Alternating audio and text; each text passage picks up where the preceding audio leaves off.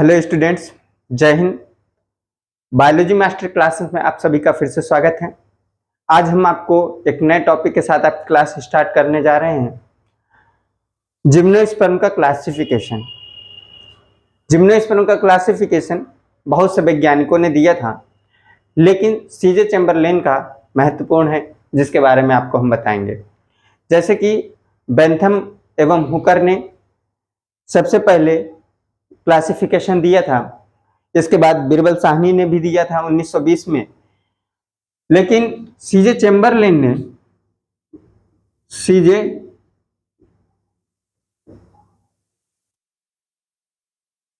ने अपनी पुस्तक जिम्नोस्पर्म्स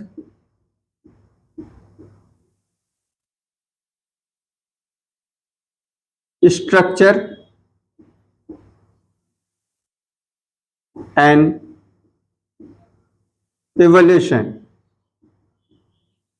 अपनी पुस्तक जिम्नोस्पर्म स्ट्रक्चर एंड एवोल्यूशन के अंतर्गत इन्होंने जिम्नोस्पर्म को दो क्लासों में बांट दिया था। और इसमें दो क्लास जो थे, कौन कौन से थे? साइकेडोफाइटा और कॉनिफेरोफाइटा। साइकेडोफाइटा और कॉनिफेरोफाइटा ये दोनों सब क्लास हैं। इसमें सबसे पहले देखा जाए तो जिम्नोस्पर्म जो है मरुद्भिद पौधा है, और इसमें जाइलम और फ्लोएम जो होते हैं कम विकसित होते हैं, लेकिन किसी में अधिक विकसित होते हैं। और इस तरह से पित्त और कॉर्टेक्स का भी विकास होना, ये सभी इसमें बताया गया था।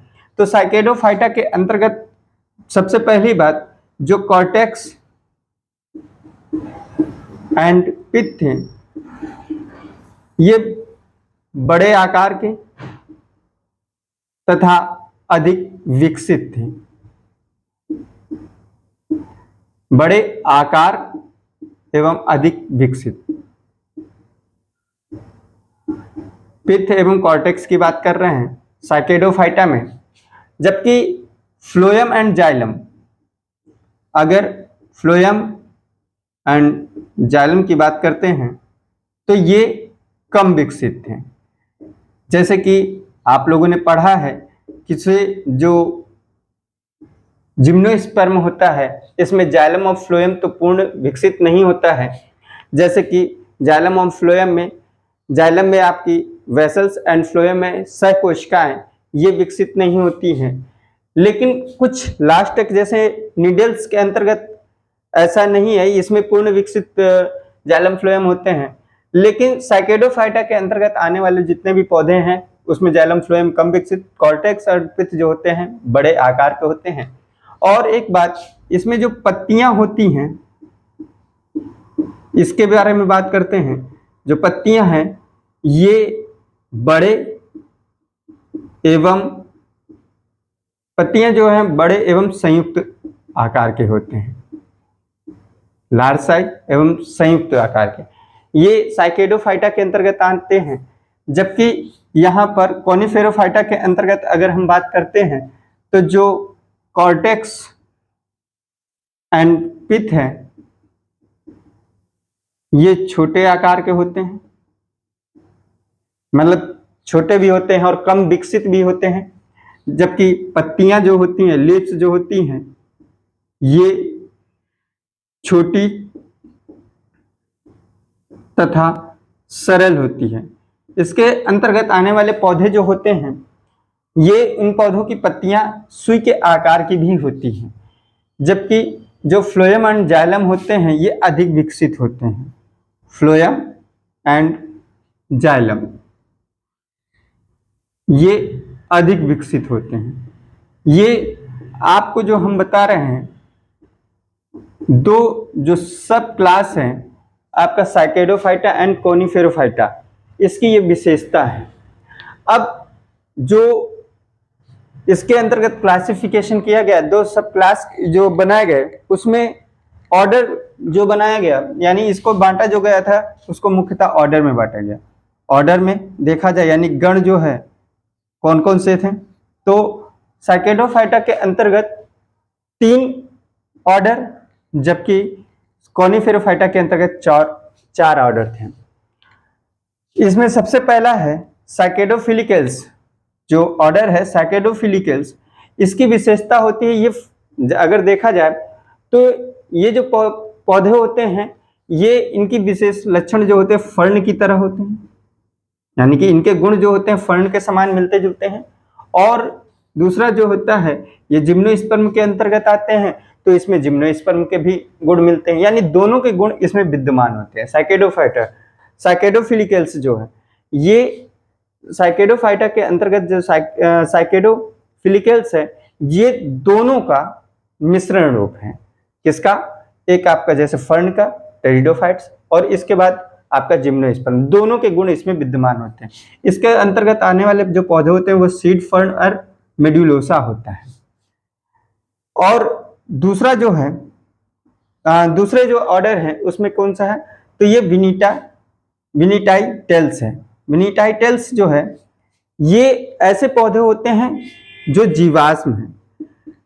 आपको इसके बारे में बताया गया था जिम्नोस्पर्म में कि जो जिम्नोस्पर्म का पौधा होता है वो जीवित भी है और जीवाश्म रूप में भी पाया जा रहा है। तो ये जीवित भी होते हैं और जीवाश्म होते हैं, लेकिन इसमें जो पौधा है वो जीवाश्म के रूप में पाया जा रहा है। तो इसके अंतर्गत आने वाला जो पौधा होता है ये है विलियमसोनिया। विलियमसोनिया एक ऐसा पौधा है जो विनिटाइटेल्स के अंतर्गत आते हैं और ये जीवाश्म रूप में पाया जाता है। जबकि तीसरा जो ऑर्डर है साइकेडेल्स। साइकेडेल्स मतलब इसके अंतर्गत आने वाला पौधा साइकस है, और इसकी कुछ विशेष बात है कि इसमें जो पत्तियां होती है वो बड़े आकार की होती है, और इसके बाद इसमें जो तने होते हैं वो एक लिंगी होते हैं, यानी कि पत्तियां जो हैं ये बड़े आकार की हैं। जबकि इसमें जाइलम और फ्लोएम जो होता है वो कम विकसित होते हैं। ये तो आपको हमने पहले ही विशेषता बता दी। और इनमें जो मेल गैमीट है, मेल गैमीट ये सिलिएटेड होते हैं, यानी कि इस गैमीट में सिलिया पाए जाती हैं, तो ये सिलिएटेड होते हैं। इसके बाद ये जो पौधा होता है यानी साइकस का पौधा है, इसको हम कह देते हैं कि ये जीवित और जीवाश्म दोनों रूप में पाए जाते हैं।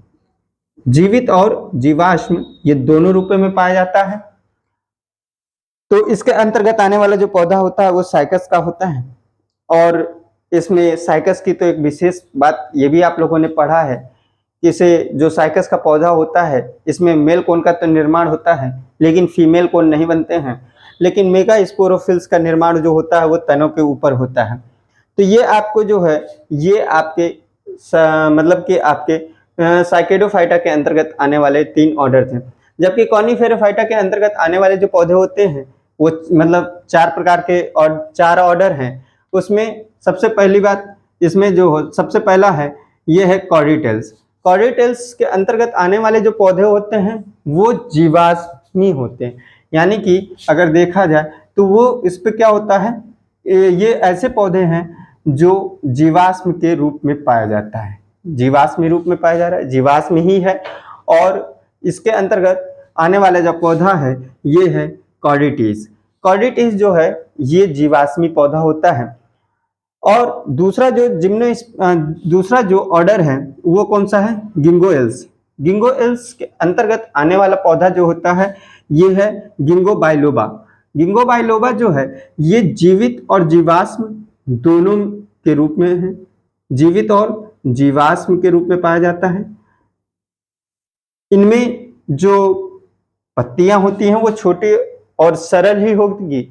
और इसके बाद गिंगो बाइलोबा की एक विशेष बात है कि इनकी जो पत्तियां होती हैं ये पंखे जैसी होती हैं, यानी कि एक विशेष बात क्या है कि इनकी पत्तियां जो होती हैं, पत्तियां वो पंखे जैसी होती हैं, ये विशेष बात है।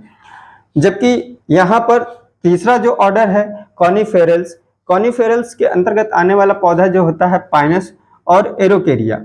ये जो कॉनिफेरल्स है ये विकसित पौधा है और इसके अंतर्गत आने वाले भी पौधे जो होते हैं वो जीवित जीवाश्म होते हैं, जीवित और जीवाश्म होते हैं। इसमें एरोकेरिया जैसे हमने आपको बताया तो एरोकेरिया को ही क्रिसमस ट्री कह देते हैं, यही होता है। ये सबसे बड़ा गण है, कॉनिफेरल्स जो होता है ये सबसे बड़ा गण है, सबसे बड़े गण के रूप में पाया जाता है। और इसमें यहाँ पर सबसे बड़े गण के रूप में पाया जा रहा है। और इसमें सूट्स जो होते हैं वो दोनों प्रकार के पाए जाते हैं, यानी कि long suit and dwarf suit, छोटे आकार के, dwarf suit and long suit, ये दोनों आकार के होते हैं। और शॉर्ट सूट पर ही, मतलब कि शॉर्ट कह दे या फिर डार्फ कह दे, इसमें जो डार्फ सूट होते हैं उसी के ऊपर पत्तियां जो होती हैं वो रेखित और त्रिकोणीय रूप में पाई जाती, लगी रहती है, रेखित और त्रिकोणीय रूप में पाई जाती है। ये आपका कॉनिफेरल्स के अंतर्गत हो गया। जो चौथा ऑर्डर है वो है नीडल्स के। नीडल्स जो है ये सबसे अधिक विकसित पौधा है। यही नीडल्स के अंतर्गत आने वाले जो पौधे इफेड्रा नीटम है, वेलवेटचिया है, ये जो गण है ये सबसे अधिक विकसित गण है, यानी इन सभी से सबसे अधिक विकसित गण है, क्योंकि इसमें जाइलम ऑफ फ्लोएम जो होता है वो पूर्ण विकसित होता है। Xylem of phloem, xylem of phloem में सभी प्रकार के ऊतक पाए जाते हैं, यानी कि जो आपने अभी तक पढ़ा कि जाइलम में वाहिनिकाएं और फ्लोएम में सहकोशिकाओं का अभाव होता है, इसमें पूर्ण विकसित होता है, यानी कि यहीं से ये डेवलपमेंट ऑफ, मतलब ये समझ लीजिए पौधों का विकास हुआ। और इसके बाद एंजियोस्पर्म के बारे में आपको हम बताएंगे। तो इसमें जाइलम ऑफ फ्लोएम पूर्ण विकसित होता है। ये मरुस्थलीय पौधा ही है, ये मरुद्भिद होते हैं, ये मरुद्भिद या मरुस्थलीय पौधा कहा गया। ये इफेड्रा नीटम और वेलवेटचिया, ये इनमें आने वाले पौधे होते हैं। ये भी जो पौधा होता है ये भी जीवित और जीवाश्म दोनों में पाया जाता है, ये अधिक विकसित होते हैं। तो ये इसके अंतर्गत यही इतने आपने हमने बता दिया। ये जो मतलब नीडल्स है ये सबसे अधिक विकसित पौधा होता है। तो आज के लिए इतना ही। अगर अब नेक्स्ट टॉपिक में फिर मिलेंगे, तब तक के लिए धन्यवाद। जय हिंद।